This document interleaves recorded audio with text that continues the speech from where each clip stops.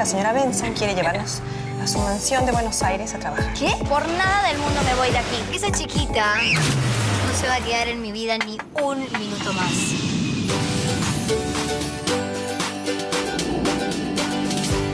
Voy a pagar los estudios de Luna en el mejor colegio de la ciudad, el Blake South College. 1, 2, 3. ¿Qué es lo que estaban haciendo? Se veía súper padre. Hola. Nunca te vi acá en la pista. Soñé que estaba en una pista patinando y bailando. Y daba un salto y llegaba. Luna, todo lo que quieras lo podrás alcanzar.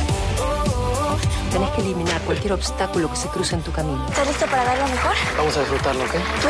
Vas a crecer, vas a despertar, vas a vivir para demostrar que eres tan valiente. Todo lo que quieras lo podrás alcanzar.